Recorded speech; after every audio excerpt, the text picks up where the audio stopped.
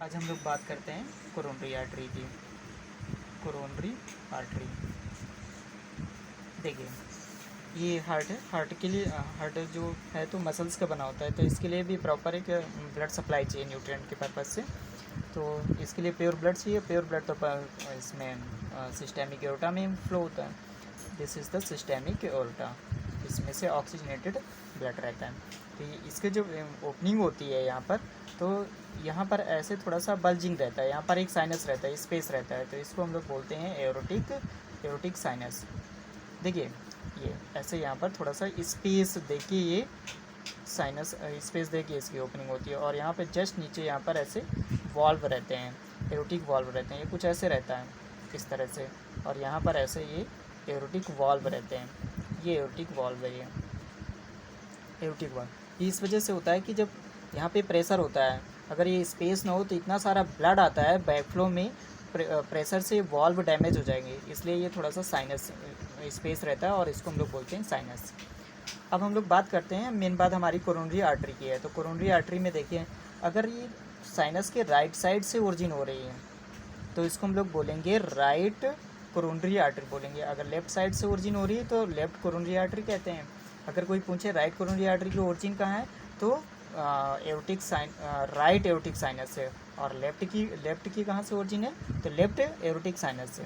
चलिए हम लोग राइट की बात कर लेते हैं। तो हम लोग देखिए, ये कुछ ऐसे निकल के आती है इस तरह से।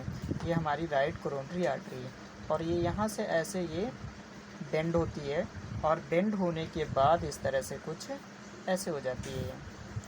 और यहाँ से ये बेंड होके ऐसे पोस्टीरियरली चली जाती है। पोस्टीरियरली कहाँ चली जाती है एक्चुअल में, यहाँ पर ऐसे ये और एट्रियम है, और यहाँ पर ये वेंट्रिकल है। तो एट्रियम और वेंट्रिकल के बीच में एक सल्कस रहता है, जिसको कोरोनरी सल्कस कहते हैं, या फिर एट्रियो वेंट्रिकुलर सल्कस कहते हैं, एट्रियो वेंट्रिकुलर सल्कस। तो ये जो पोस्टीरियर साइड पे गई है राइट कोरोनरी आर्टरी, तो वो एट्रियो वेंट्रिकुलर सल्कस में रन करती है। ये आप लोग याद रखें। और फिर इसके बाद एक ऐसे ब्रांच देती है, और उस ब्रांच को हम लोग बोलते हैं, उस ब्रांच को हम लोग क्या बोलते हैं, मार्जिनल ब्रांच या marginal artery, marginal branch of right coronary artery. Simple सा हम लोग इसका नाम देते हैं मार्जिनल आर्टरी। और ये मार्जिनल आर्टरी कहाँ तक जाती है, अप टू इन्फीरियर एंगल। ये अप टू इन्फीरियर एंगल।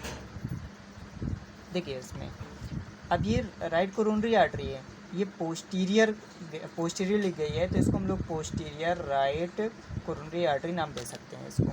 फिर यहाँ पर ये ऐसे थोड़ा सा और इसको आगे बढ़ा देते हैं, ऐसे बढ़ा लेते हैं यहाँ पर, ये कुछ ऐसे यहाँ पर आ जाती है। इसके बाद ये एक ब्रांच देती है, और ये जो पोस्टीरियरली ब्रांच ऐसे आगे बढ़ जाती है इस तरह से ये। और ये जो ब्रांच है, ये दोनों वेंट्रिकल के बीच में रन करती है। और कहाँ पर रन करेगी, इंटर वेंट्रिकुलर सल्कस में। तो उस हिसाब से इसका नाम क्या नाम दिया गया है, इंटर वेंट्रिकुलर आर्टरी। वो भी कैसी, पोस्टीरियर है और राइट पे है, तो posteriorly right inter ventricular coronary artery, इसका नाम हम लोग ये देंगे। आप फिर से सुन लीजिए, posteriorly right inter ventricular coronary artery. अब आगे देखते हैं, इसमें ये हो गया। हम लोग लेफ्ट की बात करते हैं। हाँ, अभी राइट में थोड़ा सा और देख लीजिए, यहाँ पर ऐसे नोड होता है, तो ऐसे नोड के लिए एक ब्रांच देती है, तो इसका नाम हम लोग देते हैं साइनोएट्रियल नोडल आर्टरी, या ऐसे नोडल आर्टरी, या सिंपल सा साइनोएट्रियल आर्टरी भी नाम देते हैं। और यहाँ से एक ब्रांच निकलती है, इसको हम लोग बोलते हैं conus artery. This is the conus artery, conus artery. और ये कैसे राइट से निकली है, राइट कोरोनरी आर्टरी, इसलिए राइट कोनस आर्टरी बोलेंगे इसको। आगे हम लोग देखते हैं, लेफ्ट की बात करते हैं। तो ये लेफ्ट कोरोनरी आर्टरी है, ये कुछ ऐसे आती है, लेफ्ट कोरोनरी आर्टरी है, left coronary artery. Left coronary artery ऐसे यहाँ से ये लेफ्ट कोनस आर्टरी ऐसे ब्रांच दे देती है। और यहाँ से एवी नोडल के लिए भी एक ब्रांचिंग आती है, तो एवी नोडल आर्टरी, ये हो गया, एवी नोडल आर्टरी हो गया। आप लोगों को ये याद रखना है कि ये पॉपुलेशन में 60% एवी नोड की सप्लाई लेफ्ट से ही जाती है। एवी नोडल आर्टरी यहाँ से बनती है, और 40% पॉपुलेशन में ये जो राइट कोरोनरी आर्टरी है यहाँ से रहती है, ये 40%, ये आपको दिमाग में रखना है, ऐसे रहता है ये। चलिए दूसरी बात करते हैं हम लोग। अब ये जो लेफ्ट कोरोनरी आर्टरी है ये पोस्टीरियरली ऐसे ये सर्कुलर फॉर्म में ऐसे जाती है, ये इसको हम लोग बोलते हैं सर्कमफ्लेक्स आर्टरी नाम देते हैं, आर्टरी। ये जो लेफ्ट कोरोनरी आर्टरी है ऐसे यहाँ से आगे बढ़ के ये सर्कमफ्लेक्स आर्टरी बन गई। एंटीरियर साइड पर है ये डॉटेड लाइन है, डॉटेड लाइन ये बता रहा है आपको कि ये पोस्टीरियर साइड है। एंटीरियरली ये सर्कमफ्लेक्स आर्टरी, अगर पोस्टीरियर की बात करें तो पोस्टीरियर सर्कमफ्लेक्स आर्टरी। यहाँ से एक ब्रांच और निकलती है ऐसे, ये ऐसे एंटीरियरली जाती है और अपेक्स से ऐसे ये पोस्टीरियरली बेंड हो जाती है और यहाँ पर ऐसे आती है।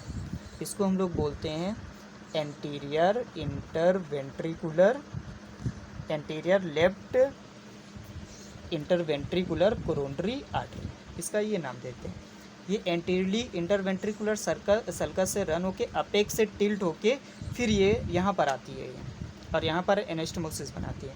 दूसरी बात कर लेते हैं, यहाँ से जहाँ से इसका जंक्शन होता है, यहाँ से एक आर्टरी और आती है, और वो जो आर्टरी होती है उसको हम लोग बोलते हैं डायगोनल आर्टरी।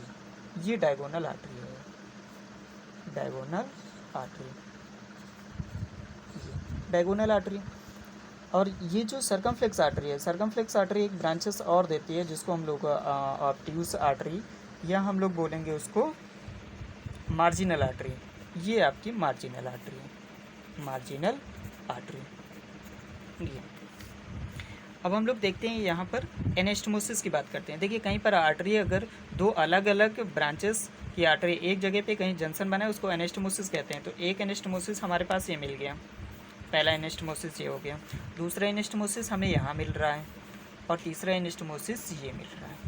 ये 3 एनास्टोमोसिस है। देखिए बेडी चौरसिया में ये इतना सफिशिएंट नहीं है, बेडी चौरसिया में केवल 2 ही एनास्टोमोसिस है, लेकिन आपको अच्छे नंबर गेन करने हैं तो फिर आपको थोड़ा सा एक्स्ट्रा पढ़ना पड़ेगा। तो एनास्टोमोसिस की बात करते हैं तो फर्स्ट एनास्टोमोसिस जो मोस्ट इंपॉर्टेंट है वो कौन सा है, हम देख लेते हैं इसमें से कैसे बनता है। ये अपेक्स में बनता है। अपेक्स में किससे बनता है, left anterior interventricular coronary artery, और किससे, ये posterior right interventricular coronary artery के बीच में बनता है, ये आप याद रखिए। और दूसरी बात, हम दूसरा कहाँ पे बन रहा है ये देखते हैं। ये पोस्टीरियर, ये राइट पोस्टीरियर कोरोनरी आर्टरी, और ये सर्कमफ्लेक्स है, वो भी कौन सा, पोस्टीरियर सर्कमफ्लेक्स आर्टरी के बीच बन रहा है ये आपको याद रखना है। और तीसरी बात हम लोग ये देखते हैं कि ये राइट कोनस आर्टरी है और लेफ्ट कोनस आर्टरी है। तो right conus artery plus left conus artery, इसके बीच में बनता है, इसके बीच में ये बन रहा है। तो ये आपके पास में 3 एनास्टोमोसिस है, ये आप याद रखिए। कोरोनरी आर्टरी में आपका इतना ही है। Okay, thank you.